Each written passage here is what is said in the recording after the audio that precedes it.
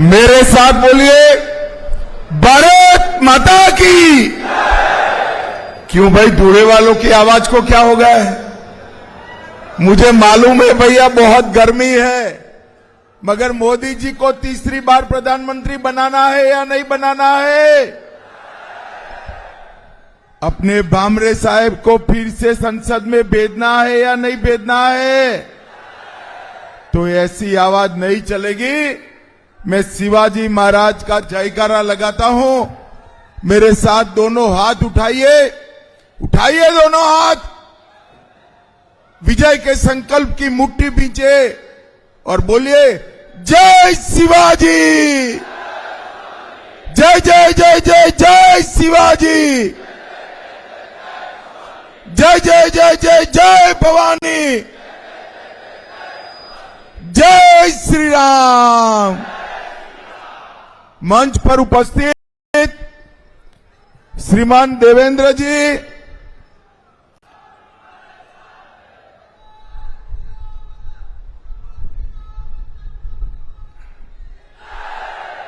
मंच पर उपस्थित भारतीय जनता पार्टी के वरिष्ठ नेता, केंद्रीय पार्लियामेंट्री बोर्ड के सभ्य और महाराष्ट्र के उप मुख्यमंत्री श्रीमान देवेंद्र फडणवीस जी, जिनको जिताने की अपील करने के लिए आज मैं आया हूं, ऐसे हमारे सांसद और प्रत्याशी श्री सुभाष भामरे जी, राज्यसभा के सांसद अजीत जी गोपछड़े जी, दादाजी भूसे जी, अजय कुमार रावल जी, दिलीप बोरसे जी, राहुल आहेर जी, अमरीश जी पटेल, राज्यवर्धन कदमबांडे, जयप्रकाश जी, गजेंद्र जी, धरती देवेरे जी, अनूप अग्रवाल जी, बबन चौधरी जी, अरविंद जी, राम बदाने जी, बाला साहेब जी, और आज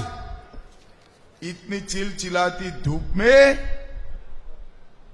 इतनी बड़ी संख्या में आए हुए प्यारे भाइयों, बहनों, माताओं और मेरे जिगर के टुकड़े जैसे युवा मित्रों, आप सभी को नमस्कार।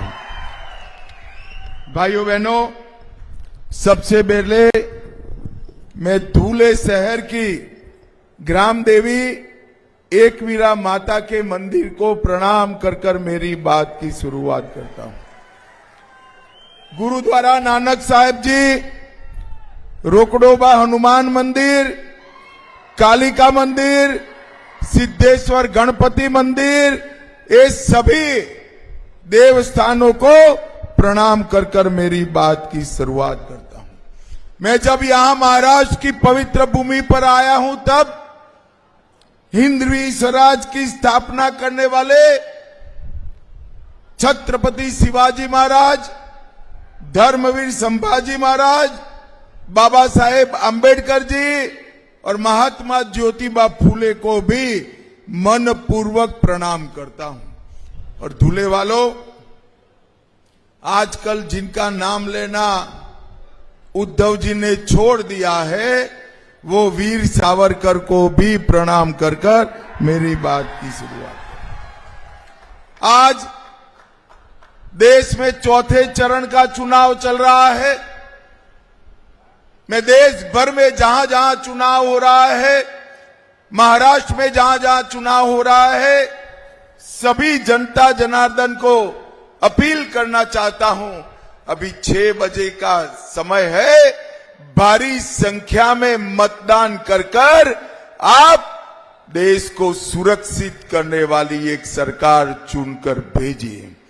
भाइयों बहनों, ये चुनाव जो है 2 खेमों में बटा हुआ है। एक और नरेंद्र मोदी जी है और दूसरी ओर राहुल बाबा है। एक और 12 लाख करोड़ के घपले, घोटाले, भ्रष्टाचार करने वाली कांग्रेस पार्टी और उनके साथी है, और दूसरी ओर 23 साल तक मुख्यमंत्री और प्रधानमंत्री रहने के बावजूद 25 पैसे का जिन पर आरोप नहीं है, ऐसे हमारे प्रिय नरेंद्र मोदी हैं। भाइयों बहनों, एक और, थोड़ी गर्मी बढ़ते ही बैंकॉक थाईलैंड जाकर छुट्टी मनाने वाले राहुल बाबा है, और दूसरी ओर 23 साल तक दीपावली की भी छुट्टी लिए बगैर सरहद पर जवानों के साथ दीपावली मनाने वाले नरेंद्र मोदी है, नरेंद्र मोदी। एक और चांदी के चम्मच के साथ पैदा हुए राहुल गांधी है, और दूसरी ओर चाय बेचने वाले गरीब के घर में जन्म लेने वाले नरेंद्र मोदी। दूल्हे वालों, आप लोगों ने दोनों के बीच में चुनाव करना है। मैं आज आपको बताता हूं, भामरे साहब के नाम के सामने 3 नंबर पर जो कमल का निशान है, उस पर जब आप बटन दबाओगे, भामरे साहब को दिया हुआ एक एक वोट सीधा नरेंद्र मोदी को प्रधानमंत्री बनाने के काम में आने वाला है। भाइयों बहनों, मैं आप सभी से अब सीधी बात कर रहा हूं। मुझे बताइए जरा, अयोध्या में राम मंदिर बनना चाहिए था या नहीं बनना चाहिए था? जोर से बोलो, बनना चाहिए था या नहीं बनना चाहिए था? 70 साल तक एक कांग्रेस पार्टी, शरद पवार जी राम मंदिर के मुद्दे को अटकाते रहे, कोर्ट में उलझाते रहे। अरे एक बार सरकार तो बनाओ, बाकी सब भी हो जाएगा। कोर्ट में उलझाते रहे। आपने मोदी जी को दूसरी बार प्रधानमंत्री बनाया। मोदी जी ने 5 साल में केस भी जीता, भूमि पूजन भी किया, और 22 जनवरी को प्राण प्रतिष्ठा कर जय श्री राम कर दिया। भाइयों बहनों, मैं कांग्रेस पार्टी के नेताओं को और विशेषकर उद्धव ठाकरे जी को पूछना चाहता हूं,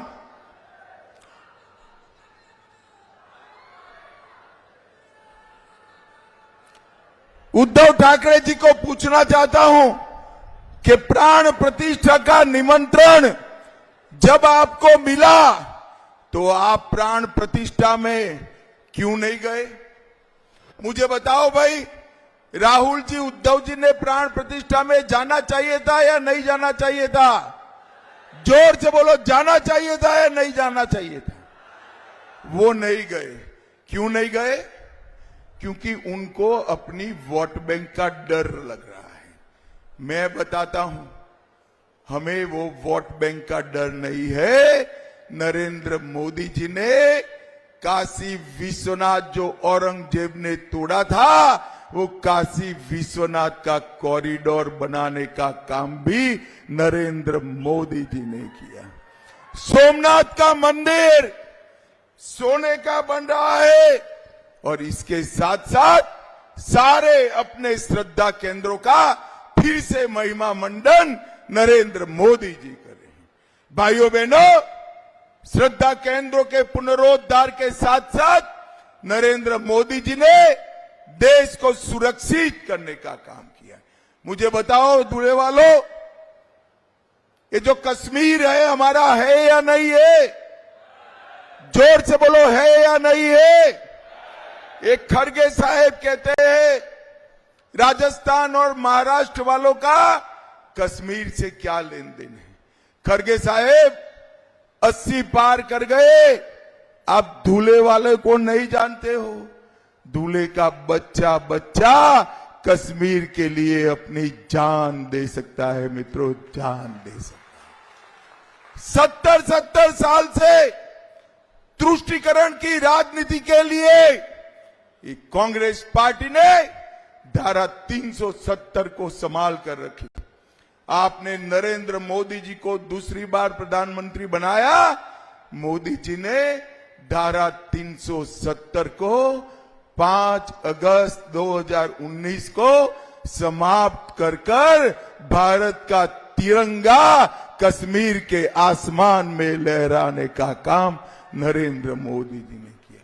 भाइयों बहनों, आज मैं उद्धव ठाकरे जी को पूछना चाहता हूं, ये राहुल बाबा कहते हैं कि धारा 370 हटी, वो ठीक नहीं हुआ। उद्धव ठाकरे, जरा भी आप में नैतिकता है तो महाराष्ट्र की जनता को बताइए, धारा 370 हटनी चाहिए थी कि नहीं हटनी चाहिए थी। भाइयों बहनों, मोदी जी ने धारा 370 हटाकर आतंकवाद को समाप्त करने का काम किया है। मोदी जी ने देश में नक्सलवाद को समाप्त करने का काम किया है। ये कांग्रेस की सरकार थी, सोनिया मनमोहन की सरकार थी, 10 साल चली। शरद पवार जी वहां कृषि मंत्री थे, आए दिन बम धमाके होते थे, अपने बम्बे को भी दहला कर चले गए थे। भाइयों बहनों, मोदी जी आए, फिर से उन्होंने गलती की, उरी और पुलवामा में हमला किया, मगर इस बार प्रधानमंत्री नरेंद्र मोदी थे। 10 ही दिन में पाकिस्तान के घर में घुसकर सर्जिकल स्ट्राइक और एयर स्ट्राइक कर आतंकवादियों का सफाया करने का काम नरेंद्र मोदी जी ने किया। मुझे बताओ भाइयों बहनों, ये राहुल बाबा देश को सुरक्षित कर सकते हैं क्या? अरे जोर से बोलो, कर सकते हैं क्या? समृद्ध कर सकते हैं क्या? कांग्रेस पार्टी 11-11 साल तक देश के अर्थतंत्र को 11वें नंबर पर रखी। मोदी जी ने 10 साल में अर्थतंत्र को 11वें नंबर से 5वें नंबर पर लाने का काम कर दिया। और धुले वालों में कहकर जाता हूं, मोदी गारंटी याद रखना, तीसरी बार प्रधानमंत्री मोदी जी को बना दो, देश को हम दुनिया का तीसरे नंबर का अर्थतंत्र बनाएंगे, तीसरे नंबर का। भाइयों बहनों, नरेंद्र मोदी जी ने पूरे देश में विकास को आगे बढ़ाया है। यहां पर कई सारे काम भारतीय जनता पार्टी की सरकार ने किया है। देवेंद्र जी ने बताया है कि पानी की समस्या के लिए ढेर सारा काम दूल्हे में हुआ है। सिर्फ दूल्हे में 3,50,000 घरों में नल से जल पहुंचाया। कई साले जल प्रकल्प, इरिगेशन के प्रोजेक्ट रुके हुए थे।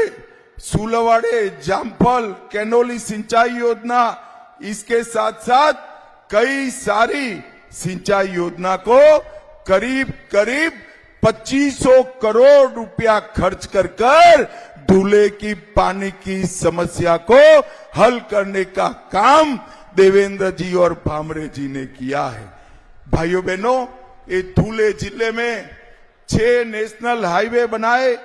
धुले सोलापुर, दोंडाईचा कुसुम्बा मालेगांव, साकरी पीपलनेर, सटाना देवला चांदवड़ और सोनगिर दोंडाईवाड़ा अंकलेश्वर और नागपुर सूरत हाईवे, ये सारे हाईवे धुले में फिर से एक बार जीवंत करने का काम नरेंद्र मोदी जी और देवेंद्र फडणवीस ने किया है। मित्रों, एक बात मैं कहना चाहता हूं, पूरे देश में किसान जो कपास उगाता है, इसके लिए ऐसी योजना कोई नहीं लाया। देवेंद्र जी ने 4000 करोड़ रुपया की भावांतर योजना लेके आए हैं कपास के किसानों के लिए। जैसे ही आचार संहिता समाप्त हुई, आपके बैंक अकाउंट के अंदर 4000 करोड़ रुपया सीधा ट्रांसफर होने वाला है। भाइयों बहनों, सीधा ट्रांसफर होने वाला। भारतीय जनता पार्टी की सरकार ने महाराष्ट्र में विकास के लिए लगभग 15 लाख करोड़ रुपया भेजने का काम किया है। परंतु ये उद्धव ठाकरे जी वो जवाब दे, जब कांग्रेस की सरकार थी तब आपने क्या किया था। भाइयों बहनों, ये धूले के अंदर ढेर सारे काम भारतीय जनता पार्टी की सरकार ने किए हैं। 1800 करोड़ का भारत माला प्रोजेक्ट, धूले इंदौर रेलवे मार्ग, धूले दादर रेलवे शुरू कर दी, 6 हाईवे बनाए, 150 करोड़ से धूले के इंफ्रास्ट्रक्चर बनाने का काम किया और 25,000 आवासों को बनाने का काम धूले में समाप्त कर दिया। भाइयों बहनों, आज मैं यहां आया हूं तब सत्ता के कारण, सत्ता के लोभ में सिद्धांत छोड़ने वाले उद्धव ठाकरे को 5 सवाल मैं पूछना चाहता हूं। कांग्रेस के नेता आतंकी कसाब का समर्थन कर रहे हैं। उद्धव ठाकरे, क्या आप कांग्रेस के नेताओं के साथ है? इसका जवाब महाराष्ट्र की जनता को दीजिए। दूल्हे वालों, मुझे बताओ, ट्रिपल तलाक वापिस आना चाहिए क्या? जोर से बोलो, आना चाहिए। एक कांग्रेस पार्टी मुस्लिम पर्सनल लॉ वापिस लाना चाहती है।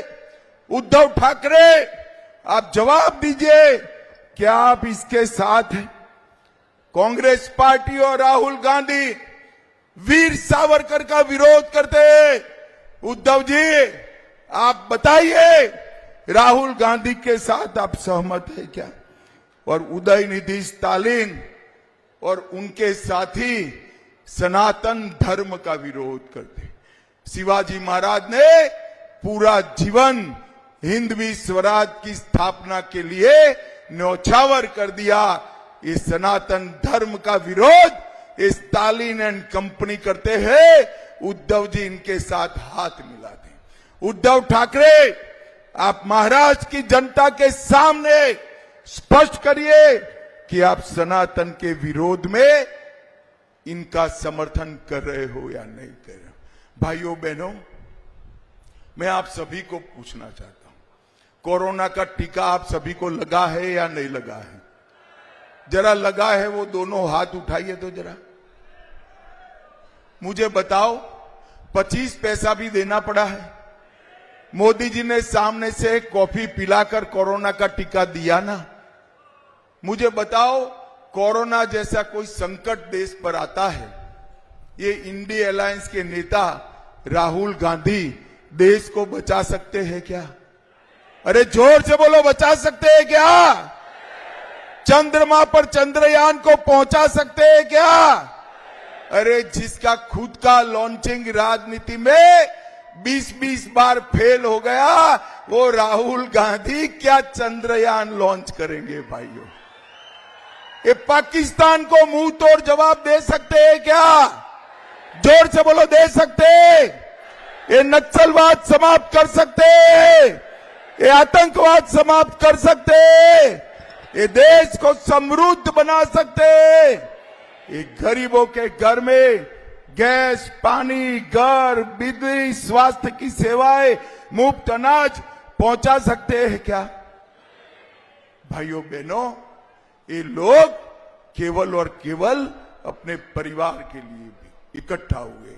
मैं इसलिए आप सभी को कहने आया हूं, एक बार 20 तारीख को सभी काम साइड पर रखकर नरेंद्र मोदी के नाम पर भारतीय जनता पार्टी के कमल के निशान पर बटन दबाइए।